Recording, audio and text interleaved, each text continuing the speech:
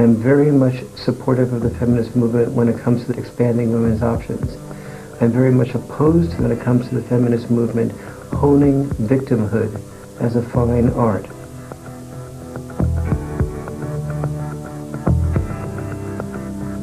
When I was on the board of directors of the National Organization for Women, we used to circulate a statistic saying that women still work 17 hours more per week inside the home. And this is true, women do. But we didn't circulate the other half of the statistic, which said that the same study, same methodology, showed that men worked 22 hours more per week outside the home than women do. And it's only when you take those two statistics and you put them together that you don't create in women the anger that says, I'm a slave and he's a deadbeat.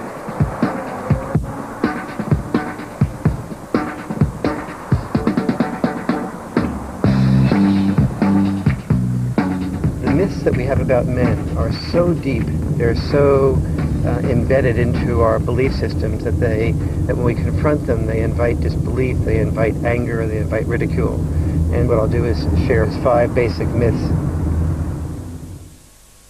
The biggest myth is the myth that men earn more money than women do for the same work.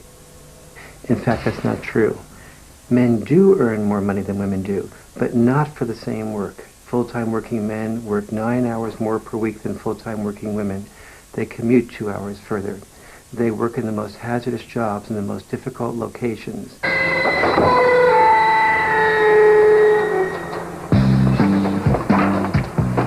A serious injury, I suppose, once a month. So what happened here, David?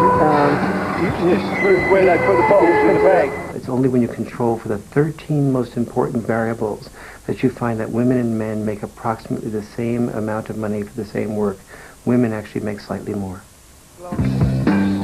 Men work in the worst jobs, 24 out of the 25 worst jobs, like garbage collection, construction worker, roofer. That's why 94% of the people who are killed at work are men.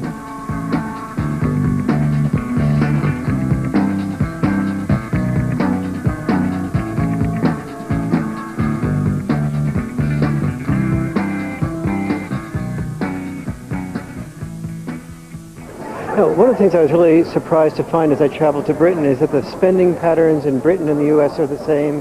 The patterns of spending on health, consumers, the life expectancy, the suicide patterns, all the major statistics between the sexes were virtually the same in the U.S. and in Britain. The second myth is that women are poorer and men are the wealthier ones. In fact, that's also not true. Among the poorest people, 85% of the street homeless are men. Among the richest 1.6%, more than half of those people are women. In the middle class, among the married men and women basically earn the same money. The money comes to both of them equally. Power is not in who earns the money, and power is not even who spends the money, but power is on whom the money is spent. And when it comes to female versus male personal items, 7 times as much money is spent by both sexes on female personal items versus male personal items.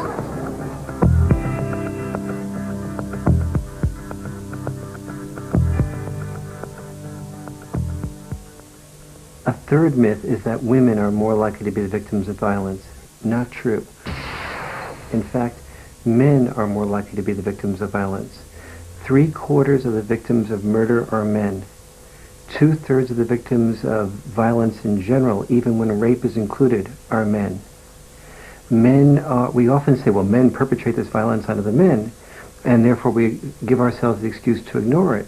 But we would never say, well, blacks perpetrate the violence on blacks and give ourselves the excuse to ignore that. That would be considered racist. Every culture that has survived by training its men to be willing to die. Every culture has an unconscious investment in disconnecting men from their feelings. And that is where the battle was. Really bad. I've never spoke about my war experience at all. I got a grandson of 25, and he keeps our son, and I don't tell him. And why don't you talk about it? I'd say I'd done a job. I was called up, I'd done my job, and I was quite happy doing my job. And I'd like to forget all the experience and the tragedy that I saw during the fighting. Yes. And when you begin to remember that experience, what happens for you? I get upset and that's it. Yes. That's what it is, yeah. So you'd rather shut that out rather than recreate all that pain. Yeah. A fourth myth is that male-dominated medical research cares more about men's health than women's health. In fact, that's not true.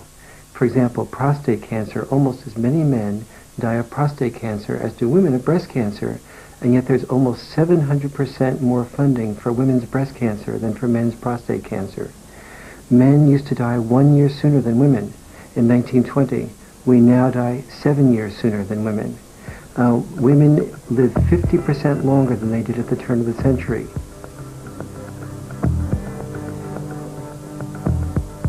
Men die earlier of all 15 leading causes of death.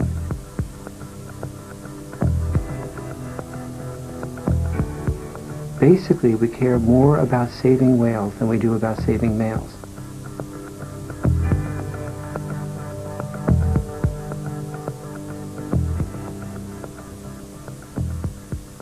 A fifth myth is the myth of the deadbeat dad. That's not true. When men and women have the same circumstances and are required to pay child support, very few people know that men are twice as likely to pay the child support as women are.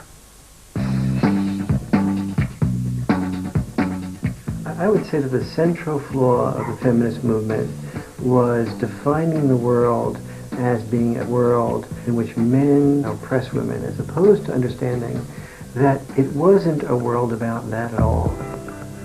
Both sexes had roles.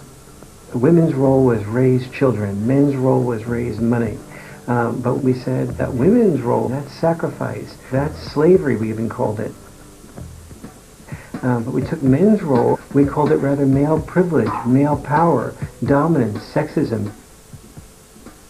I think the main thing that made me change my perspective is as I saw the women's movement move from egalitarian to non-egalitarian, that women should have the right to decide whether they should have custody over the children. Women should have the right to join the armed services, but not the obligation. Women should have the right to take the sexual initiative, but men should have the expectation. Rights for women, but leaving the obligations with men. Women articulated their demands so effectively. From the male point of view, it felt like a war in which only one side had shown up. And yet, if somebody were to ask me who's to blame for this, I have to say that men are to blame more than women or the feminist movement, because women can't hear what men haven't said, and we men haven't said anything. We put our head in the sand and hope the bullets would miss. You said a mouthful.